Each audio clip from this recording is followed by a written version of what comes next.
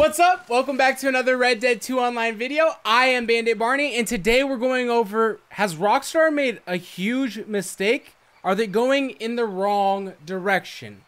Before we dive into that, I want to quickly let you guys know this gameplay that we're showing behind this commentary is not the most interesting gameplay, but it's the best money-making method in the game right now. There's a link in the description to the video we created showcasing it and telling you how to do it. Throughout this video, it doesn't work out the best because I had just finished filming the actual money-making method, and I didn't reload into a new lobby, and the fishing place was kind of, there wasn't a lot of fish left to get. Regardless, let's get in and dive into the specifics of this video, which is Rockstar. Have they really messed up?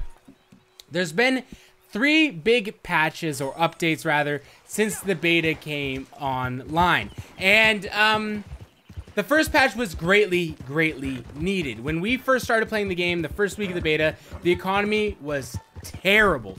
Absolutely terrible. And the grinding was immense. There's a stat that at the beginning of the beta, if you wanted to buy everything available in-game, which wasn't that much. It really wasn't that much. The beta just launched. So there wasn't a whole ton of content, but if you wanted to buy everything, you would have to grind for 4,000 hours to earn enough money to buy that stuff. Now, 4,000 hours, I don't know exactly how many days that is, but that's a lot of time. You can grow your beard, you will become homeless man, and you will lose your job if you're grinding that much in the RDR2 online. It was absolutely ridiculous. And just to give you kind of some insight of what we're talking about there. Rockstar and Red Dead 2 online is supposed to be super realistic, right? These prices are kind of supposed to resemble actual prices for back in the day. Well, if that's true, a $1.20 can of beans in this game, counting inflation, today would cost $40. That's right, $40. So the prices don't exactly represent how they would have been back in the day. Now, I don't know if it was Rockstar's goal to get like that exact and like to really deepen the immersion by keeping everything super realistic, and even the prices. But if that was their goal, they missed the mark. Now, I can imagine it being pretty difficult, because if that's their goal, how much would a pelt be worth? Definitely not $1. Maybe it's worth something like 50 cents. Or maybe the game would just be too easy if we consider the prices back in the day and kept them actual prices, because unlike back in the day, you wouldn't be able to go out hunting and get like 5 deers, 3 alligators and whatnot and bring that back. So that part of the game isn't realistic. So that may be why the prices can't be exactly how they were in the 1890s when this game is set, because it wouldn't make sense to make the game in a way that was so realistic that players go out for like 20-30 minutes and hunt and they can find 1 deer. That just wouldn't be fun. And that's how it would have been back in. It would have been even harder. It would have taken a day to hunt a deer, something like that, to actually get a kill. So that may be why we don't see those exact prices the way they could have been. That's why it's not exactly realistic. It would just be not conducive to a fun game and a fun, enjoyable experience. So that makes a little bit of sense there. And Rockstar did come out with that initial patch that really helped out the economy. They lowered the prices of a lot of guns, and they made it so that things were more accessible. Most of the hunting stuff stayed the same, but the best method, the fishing method, ended up becoming kind of, you don't need to do it anymore. It wasn't worthwhile. So that's off the board, but we found a new one right here. Check out the video if you want to, link in the description. Let's move on to the other updates that Rockstar introduced. They've done a stability update trying to help with people getting disconnected. Now, this was a bigger issue. It's not as big of an issue, but there still are stability connection problems. And if we go back to when GTA 5 released, I've said this multiple times on the channel, it was terrible in the initial stages of GTA 5 Online. This game was far beyond in the opening stages comparative to the GTA 5 Online release. And Rockstar was definitely more prepared. Now, what players are really frustrated about is because right after the stability patch, in the 1.05 patch, the one we got a couple days ago, they released the store. Now, a lot of players are frustrated about that because it makes people feel like they're prioritizing microtransactions over smoothness, quality, and enjoyability of the online experience. Which in a perfect world, the experience would be phenomenal and the microtransactions would be kind of on the side, still a way for Rockstar to earn good money and income, but not feel like it's at the forefront of everything, which a lot of players are frustrated about with this game. Now, I will say this. We've come from a people my age, so I'm 24 years old, and this game is appealing to people much older than me and a little bit younger. I don't think it hits that necessarily like really young audience that didn't experience games back in the day, where even DLCs were something like, we don't want to pay for this DLC. It was all these new things, right? Game developers were progressing. Games were in the early stages of their lifespan. You know, we're going to go so much farther still.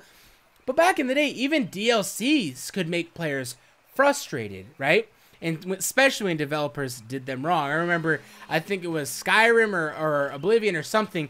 They released the game and then a few days later had a payable DLC to download. So obviously that's going to frustrate players, but way back in the early stages, that's where we stood, right? We bought a $60 game and we wanted everything that came with it.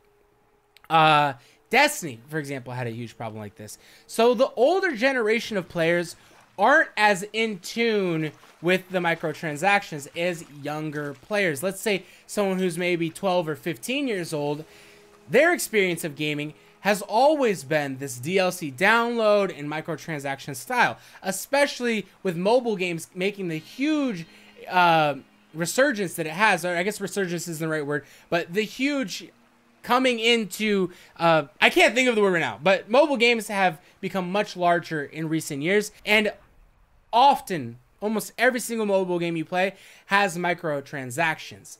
And a lot of the younger gamers are being introduced to mobile games and gaming at the same time, unlike us older players who are used to the old console, Xbox 360 game styles, PlayStation 1, 2, and 3, where we didn't have any of these microtransactions.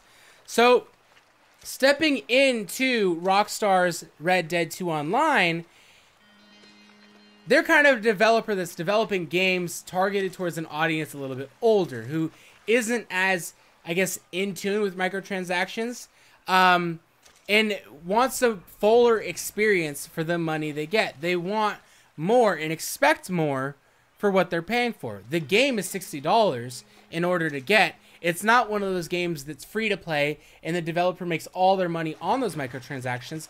So players are expecting more bang for their initial buck, since they have to pay to unlock the game. And a big gripe with Red Dead 2 Online is that there just wasn't a lot of content, and Rockstar really hasn't added any content to the game since its release.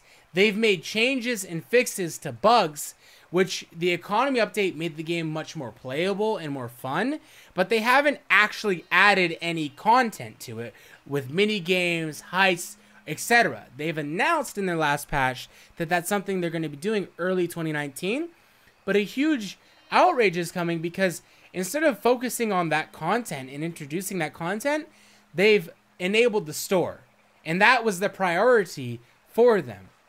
Now, there's two sides of the coin. One side, which we just went over, that outrage about the prioritization of the store and microtransactions over content and availability in the game. The other side of the coin is, well, if microtransactions are coming into the game already, there's not a lot to buy with gold in the game, especially in these early stages when players still are looking to unlock most things by leveling up their characters. there's really not a lot to buy and purchase. We know Rockstar is a vastly successful developer. They're going to have a great time over the years with this Red Dead 2 Online. But we're in critical stages where they need to grab an audience and keep them. They need to capitalize on these early stages. This first couple months is going to be huge for them in the long-term outcome of the game.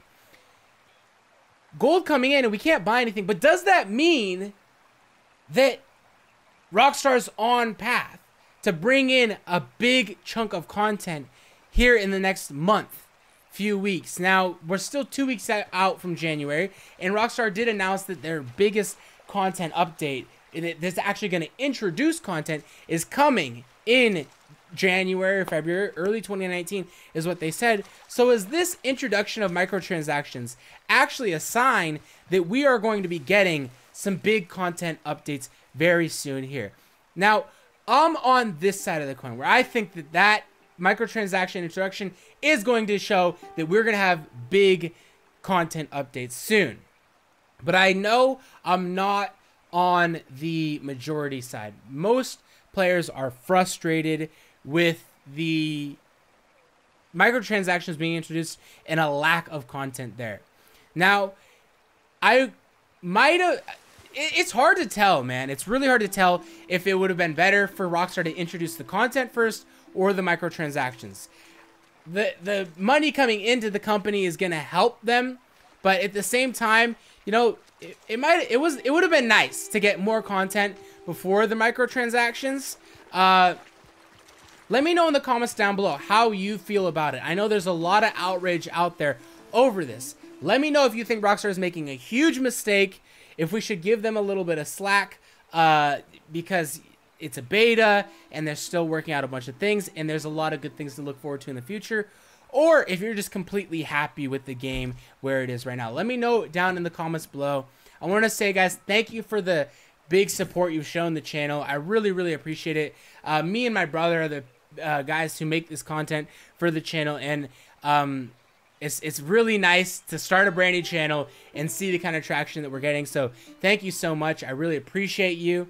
If you're new here, hit that subscribe button, and if I turn you off later and you just don't like the content, unsubscribe then, but you should subscribe now. It will be good.